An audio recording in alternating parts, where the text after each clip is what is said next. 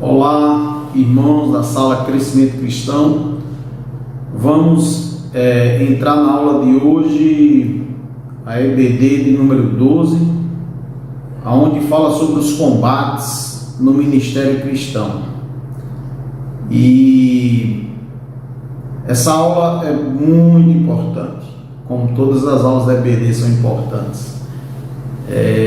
Compreender que o ministério cristão é um combate, a vida do cristão é um combate permanente e precisamos buscar ver o melhor, reconhecer o melhor dos seus liderados. Mas essa aula trata de Colossenses, continuando as cartas de Paulo, no livro de Colossenses, e refere-se aos capítulos 1 e 2, que é importante que os irmãos leiam, peguem em casa e leiam Colossenses 1 e 2. E essa aula enfatiza a importância de que Cristo ele seja sempre o centro e que a vida do cristão é um embate permanente. A própria palavra de Deus diz isso, né?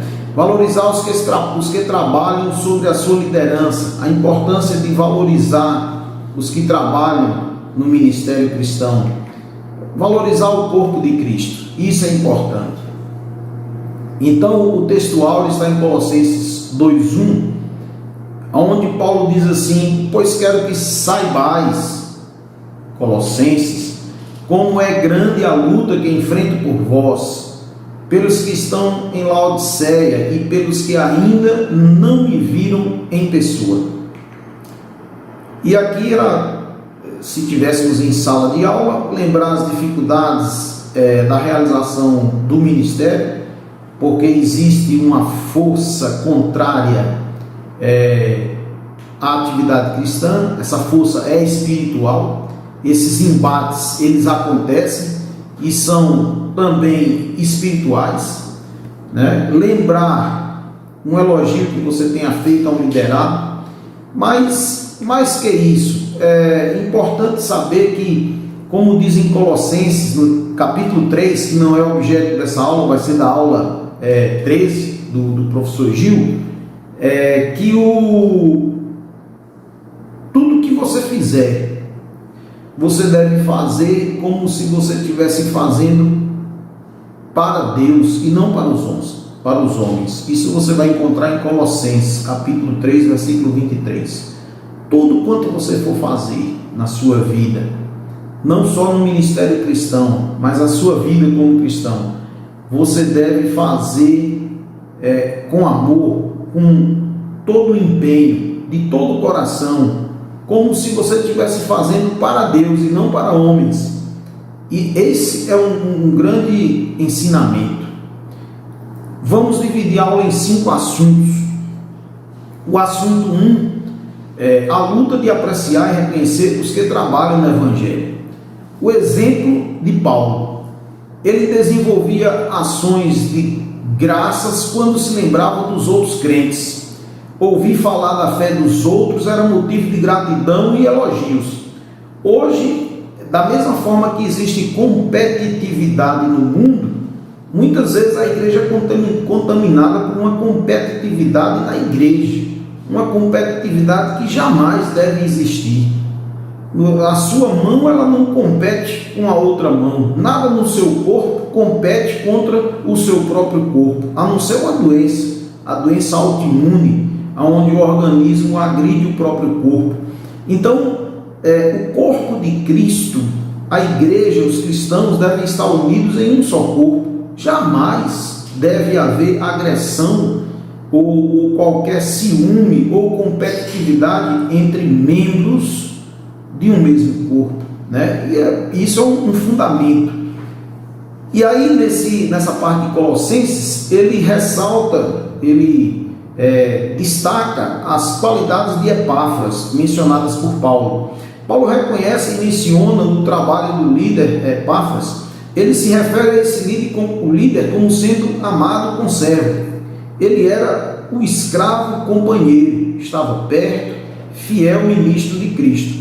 Antes que a gente leia Colossenses capítulo 1 e esse versículo 7, onde Paulo fala especificamente de Epáfras, vamos ler os 7 versículos que fala até chegar nele, até chegar em Epáfras. Eu separei aqui os 7 versículos na Nova Versão Transformadora, que é uma versão de tradução da Bíblia de uma linguagem mais direta, mais clara. Ele diz assim: eu, Paulo, apóstolo de Jesus Cristo, pela vontade de Deus, escrevo esta carta junto com nosso irmão Timóteo, aos irmãos fiéis em Cristo, o povo santo, separado, aonde? Na cidade de Colossos. Que Deus, nosso Pai, lhes dê graça e paz. Então ele já começa desejando que o Deus, Criador dos céus e da terra, o Pai de Jesus, né? Deus, o nosso Pai, ele lhes dê graça, favorecimento e paz. Em seguida ele diz: sempre oramos por vocês e damos graças a Deus, o Pai do nosso Senhor Jesus Cristo, pois temos ouvido falar da sua fé em Cristo Jesus e de seu amor por todo o povo santo. Veja que coisa interessante. Paulo tem uma referência aqui de gratidão, de exaltação à igreja de Colossos, ao povo santo, separado, fiel, que tem recebido a mensagem do Evangelho e tem propagado, e tem recebido com alegria, e tem perseverado, e tem buscado crescer. E essa deve ser a atitude de todo cristão. E ele diz assim: pois temos ouvido falar de sua fé em Cristo Jesus e do seu amor por todo o povo santo. E esse povo santo vem de onde? Vem da esperança confiante naquilo que lhes está reservado no céu. Eu destaquei aqui essa parte pelo seguinte: a vida do cristão, ela não deve estar voltada, fixada nas coisas do mundo, no que está no mundo, mas a vida do cristão deve ser pautada e deve ser direcionada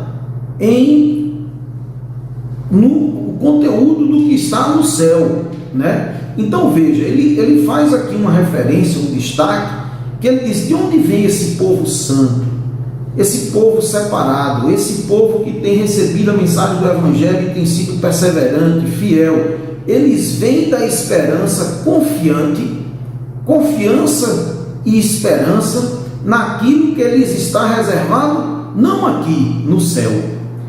Vocês têm essa expectativa desde que ouviram pela primeira vez a verdade das boas novas.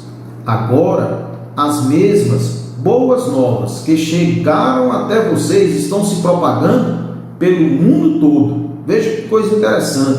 Elas têm crescido e dado frutos em toda parte, como ocorre entre vocês desde o dia em que ouviram e compreenderam a verdade sobre a graça de Deus. Veja que ele novamente faz uma referência, que desde o dia em que ouviram, ou seja, a igreja de Colossos representa aquela semente, a parábola do semeador que Jesus fala, em que a semente caiu num solo fértil e frutificou. Então, desde o dia em que ouviram, receberam com alegria e procuraram aprofundar-se, procuraram se firmar, criar raízes, buscar as águas, que é a presença do Espírito Santo, crescer no entendimento da palavra de Deus, que deve ser a vida de todo cristão, não só dos ministros, mas de todo cristão deve ter isso. E em seguida ele diz: vocês aprenderam as boas novas por meio de Epáfras, nosso amado colaborador. Ele é servo fiel de Cristo e nos tem ajudado em favor de vocês. E no final ele faz uma referência a Epáfras. Veja que até chegar no versículo 7, Paulo faz um destaque muito grande de coisas extremamente importantes de como deve ser a vida do cristão. Eles devem ser pautados numa grande esperança confiante no que está no céu, não aqui na terra, no que está no céu, e ele deve perseverar aprofundando, recebendo com alegria, perseverando naquilo, buscando cada vez mais crescer na vida cristã. Então veja, aqui se a gente tivesse em sala de aula, a gente não vai destacar isso aqui. Colossenses 1, versículo 10. O segundo assunto da pauta da aula de hoje, que está em Colossenses capítulo 1 e capítulo 2. A luta de saber incentivar os líderes a estarem em torno de Cristo, não de si mesmos. Veja que profundidade e que mensagem importante. Isso já existia antes de Cristo. A igreja, muitas vezes, o homem, ele tem uma tendência natural de se envaidecer, de se ensoberbecer, de perder o foco. E até nos cultos, até na obra de Deus, muitas vezes a obra de Deus deixa de ser cristocêntrica para ser antropocêntrica. Muitas vezes eventos cristãos aparecem muitas habilidades humanas, mas a mensagem do Evangelho, o conteúdo do Espírito Santo, o conteúdo que traz paz, o conteúdo que traz direcionamento de vida eterna, o conteúdo de vida espiritual, ele fica quase que imperceptível. Muitas vezes alguns eventos trazem grande alegria, euforia, como se fosse uma coisa apenas diferente do que está no mundo de outra forma, mas não fala ao coração como deveria falar. Então veja, toda obra, toda atividade, e a gente vai falar isso lá na frente, tem outra pauta que ressalta isso em Colossenses, é que Cristo deve ser o centro de todas as coisas. E aí fica o alerta: se o ministério cristão não for para que os crentes estejam em torno de Jesus, agradando-lhe em tudo, não em algumas coisas, mas em tudo, vivendo de maneira digna do Senhor, frutificando em toda boa obra, não em algumas boas obras, mas em toda boa obra, e crescendo no conhecimento de Deus. Então todo cristão, ele tem uma sede da palavra de Deus, ele tem uma sede de comunhão, ele tem que ter sede de relacionamento com Deus, de crescer no conhecimento desse Deus gracioso, maravilhoso, todo-poderoso.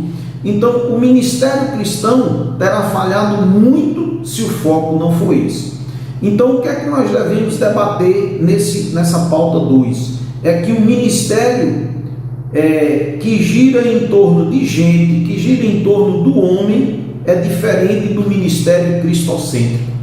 Então, desde uma aula da EBD, uma pregação, um louvor, um culto, se depois daquilo ali, o que ficar evidente for alguma coisa do homem e não de vida eterna, não for uma mensagem que predomina o conteúdo espiritual, houve uma grande falha nisso aí.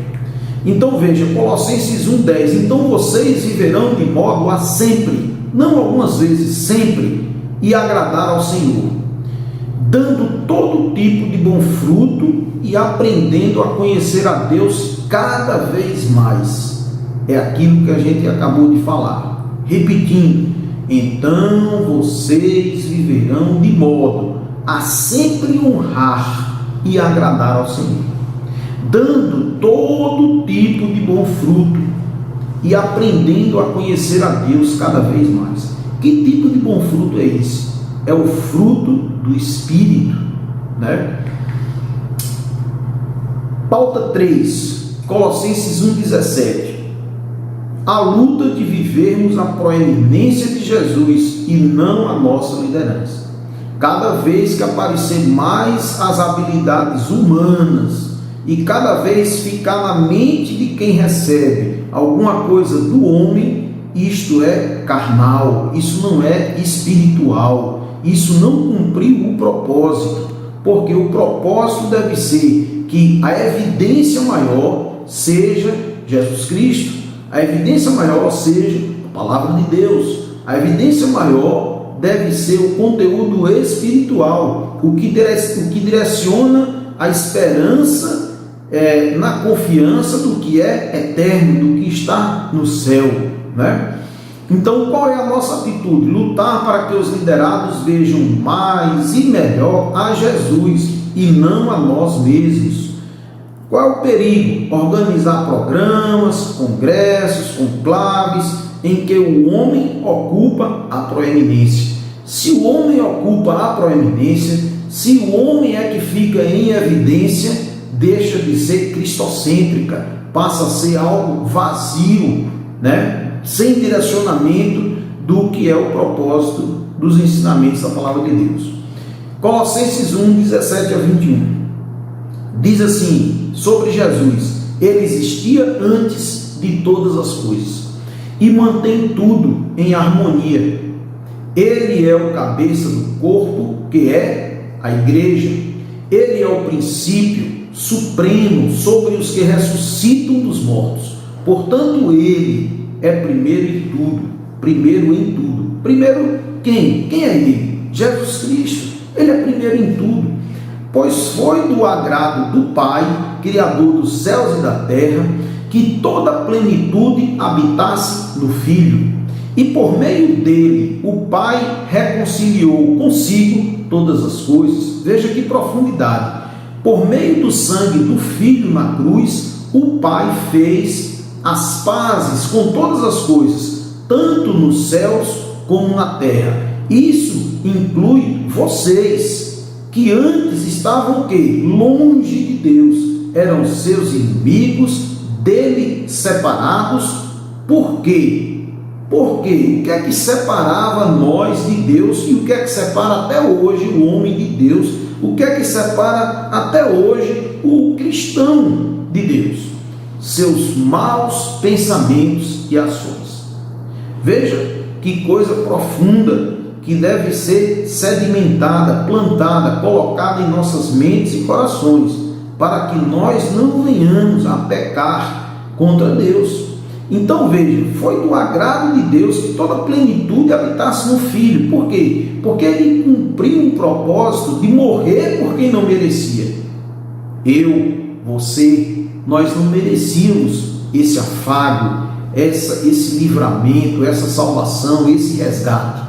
Mas mesmo assim, Deus nos amou tanto que permitiu que Jesus fizesse isso para que houvesse uma reconciliação.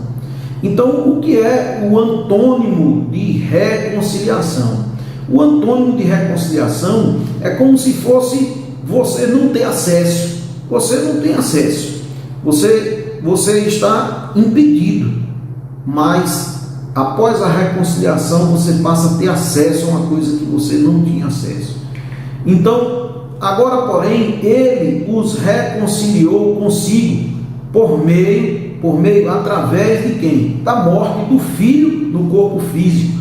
Como resultado, vocês podem agora se apresentar diante dele santos, sem culpa, livres de qualquer acusação.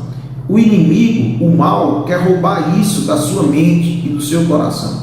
Você não merecia, mas por você ter recebido, entendido que Jesus veio lhe salvar, e você recebeu com sinceridade de coração ele em sua vida, como seu Senhor e Salvador, resgatador, você passa a ter acesso direto ao Pai. Então, isso está representado na Bíblia, isso está claro em várias passagens na Bíblia, de que Jesus ele veio fazer essa reconciliação para que pudéssemos ter acesso direto ao Pai. Ele disse: eu sou o caminho, eu sou a verdade e a vida. Ninguém vem ao Pai senão por mim. Está isso no livro de João. Então, Jesus veio para nos reconciliar com Deus. Agora, o que é que ele diz aqui? Veja que coisa interessante e profunda e alerta. É preciso, porém, que continuem a crer nessa verdade e nela permaneçam firmes. Não fujam, não sejam oscilantes, não sejam vagueadores, não tenham dúvida. Ele está dizendo: permaneçam firmes, não se afastem da esperança que receberam, quando ouviram as boas novas que foram anunciadas em todo o mundo e que eu, Paulo, fui designado servo para proclamar. Então veja, essa região de Colossos é uma região que fica na Turquia e é uma região que hoje a religião cristã é minoria. Aquela região que foi o berço do cristianismo, hoje tem uma minoria cristã. Mas os frutos, as sementes que foram plantadas lá, elas foram multiplicadas de tal forma que chegou até nós hoje no século 21 e o número de cristãos ele cresce, mas infelizmente cresce também o número de religiões contrárias ao cristianismo. E lá na região da Turquia, lá no berço onde aconteceu essa carta, a igreja de Colossos, é hoje uma minoria cristã.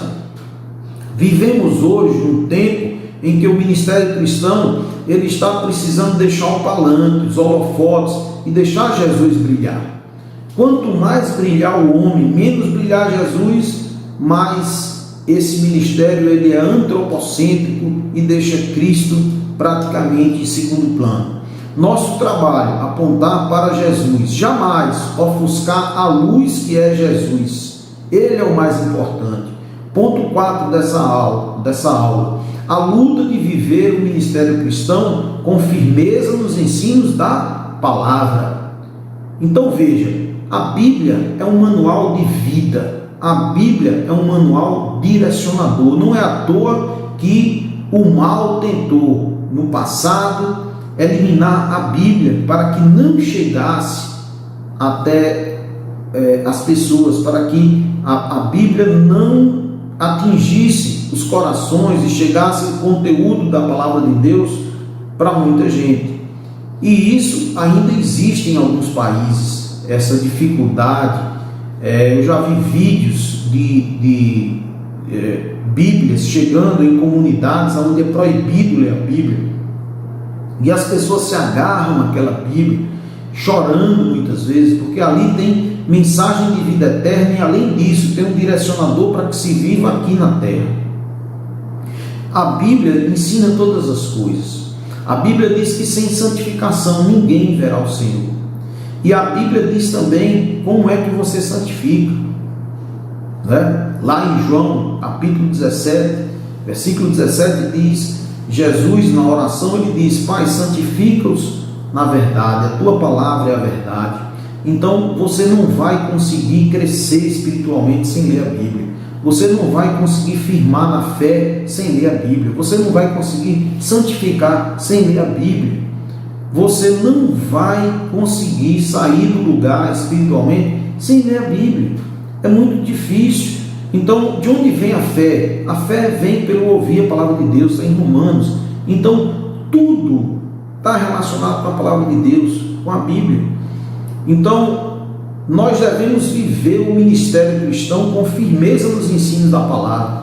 Então, é por isso que existem várias passagens na Bíblia mostrando a importância da palavra. Você pega o livro de Salmos, capítulo 1, os 3 primeiros versículos do capítulo 1 de Salmo, ele faz essa referência. O que é um homem feliz? O que é uma pessoa feliz? A pessoa feliz é aquele que busca, medita de dia e de noite na palavra de Deus.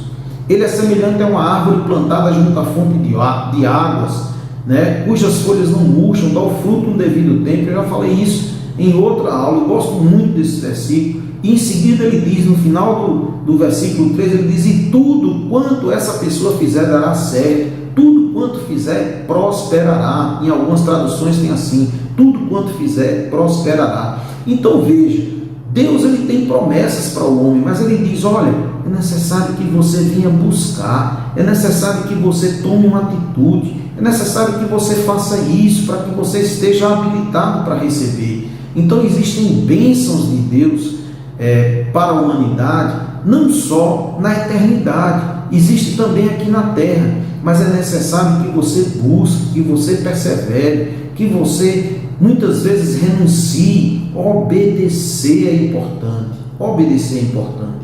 Então os colossenses tinham seus corações animados, porém jamais motivados por palavras humanas, persuasivas ou filosofias que objetivam escravizar, fazer das pessoas suas presas. Jesus disse isso: olha, no mundo vocês vão ter aflições, né? Mas tenham bom ânimo, eu venci o mundo. A nossa luta é permanente, ela é diária, os dias são maus, está na palavra de Deus. Então, Colossenses 2, versículo 4, ele diz: eu lhes digo isso para que ninguém os engane com argumentos bem elaborados. Então, existem pessoas hoje muito mais dispostas a desobedecer, a racionalizar a fé, racionalizar a palavra de Deus e viver em práticas que não é bem assim. É importante que o mundo sempre foi dessa forma e a gente tem que viver assim. São rudimentos do mundo. Você vai ver hoje nessa aula que esses rudimentos, esses princípios que existem hoje no mundo, eles têm que ser observados pelo cristão com sabedoria, com discernimento, para que ninguém vos engane e desvie você do caminho que você deve seguir. Então, refletir: a liderança passa, o ministério cristão muda, mas o crente cada dia mais firme aonde? Em Cristo Jesus, que é a rocha. Então o ministério precisa lutar e combater para que a palavra de Deus ela permaneça aonde? Nos corações, na sua vida. A palavra tem que ser guardada no coração para que você não peque, para que você viva uma vida abundante, para que você possa ter um direcionamento adequado nesse mundo. Assunto 5 e último: a luta de combater com determinação e afinco os rudimentos deste mundo. Aquilo que eu tinha falado antes, significado de rudimentos do mundo. O que é isso? Os rudimentos do mundo são hábitos, costumes, que trazem algumas vezes uma roupagem religiosa até, mas não dignifica a obra salvífica de Jesus. Então tudo aquilo que sutilmente tira o foco de Jesus é uma coisa enganosa, e você tem que ter sabedoria e discernimento para saber como se conduzir. Então, o que é que diz Colossenses capítulo 2, versículos 20 a 23? Vocês morreram com Cristo e Ele os libertou dos princípios espirituais desse mundo. Esses princípios espirituais são os rudimentos desse mundo. Então, por que continuar a seguir as regras deste mundo que dizem não mexa, não prove, não toque? Né? São regras que exigem disciplina para que você viva bem, mas deixam de você distante do direcionamento e da dependência de Deus. Essas regras não passam de ensinamentos humanos sobre coisas que se deterioram com o uso. Podem até parecer sábias, pois exigem devoção, abnegação e rigorosa disciplina física, mas em nada contribuem para vencer os desejos da natureza pecaminosa. Em nada contribuem para vencer os desejos da natureza pecaminosa. Você só vai vencer os desejos da natureza humana pecaminosa. A gente já teve essa aula em Gálatas, a luta permanente do espírito contra a carne. Você pode estar velhinho, 120 anos, você vai estar enfrentando esse embate da luta do espírito contra a carne. A sua carne, o impulso humano, a natureza humana, ela naturalmente, os desejos da natureza humana, eles são para o pecado, na grande maioria das vezes, e você deve direcionar e submeter a direção do Espírito. Isso é importante. Problema na igreja de Colossos, que é o problema da igreja hoje também, ela estava sendo influenciada por ideias humanas. Veja, lá em Colossos, na época, nos primórdios do cristianismo, a igreja recebia influências por ideias humanas, querendo que o cristianismo se moldasse, o comportamento do cristão se moldasse a algumas atitudes e comportamentos e rudimentos do mundo. Queriam que os crentes professassem a fé, mas colocassem o paganismo e o legalismo como ingredientes da vida cristã. Então, são as misturas que causam impureza na vida e na prática do cristianismo. Qual era a advertência que o Espírito Santo veio dar e ele está dando hoje, agora, nessa aula, através dessa carta de Paulo à igreja de Colossos, que serve para nós hoje também. Ele diz aos crentes que não estejam sujeitos a julgamentos baseados em princípios, em rudimentos de homens, como comer, beber, festas, astrologia ou até mesmo pela lei, culto de anjos ou coisas semelhantes. Qual é o perigo? As doutrinas dos homens, elas são perigosas, perversas para o cristianismo, ainda que travestidas de boas e necessárias. Existem muitas ideologias e práticas que são sutilmente, não, isso é bom, isso é edificante, mas se deixa Jesus de fora, não tenha dúvida que há uma sutileza de engano. Então, a vida do cristão, ela tem que ser cristocêntrica. Então, jamais você deve entristecer o Espírito Santo. Quando Jesus estava falando com os discípulos, em João capítulo 14, ele disse: eu vou, mas deixo-vos o Consolador, que estará para sempre com vocês. Escutar a voz do Espírito, escutar o direcionamento do Espírito Santo, não entristecer o Espírito Santo, firmar-se na palavra de Deus, ler a palavra de Deus, meditar e refletir, absorver. Você deve muitas vezes orar, pedir o entendimento, porque a palavra de Deus muitas vezes são coisas diretas, e outras vezes ela precisa ser revelada, e essa revelação quem dá é o Espírito Santo. Jesus disse isso em João capítulo 14, o Espírito Santo, ele vos ensinará todas as coisas e vos fará lembrar tudo que eu vos tenho ensinado. Então, as coisas de Deus, elas são perfeitas, são harmônicas, mas elas precisam ser buscadas. Tudo na vida você deve buscar. Em Mateus, ele diz que o reino de Deus, ele, desde João Batista, ele é buscado através de esforço. Você não vai buscar o reino de Deus sem esforço. As coisas não chegarão, absolutamente nada chegará sem que você vá buscar, sem que você se esforce. Então fica o grande ensinamento dessa aula hoje. A atividade do suplemento, os combates no ministério cristão. O ministério deve ser cristocêntrico, e aqui fica um desafio em você descrever em suas palavras o que é que você entende por um ministério cristocêntrico. Peça a direção do Espírito Santo. Como enfrentar os combates no ministério? Reconheça que temos uma grande luta interior como líder que somos. Aprenda a ver o melhor e reconhecer o melhor em seus liderados e irmãos ao nosso lado. A palavra de Deus diz que não saia da sua boca nenhuma palavra torpe, senão que seja para abençoar e para edificar. É isso que a palavra de Deus ensina que deve ser a nossa vida. Valorize os que trabalham com você. Cristo, ele deve ocupar o centro em tudo. Amém? Que Deus nos abençoe e que essa palavra seja sedimentada permanentemente em nossos corações.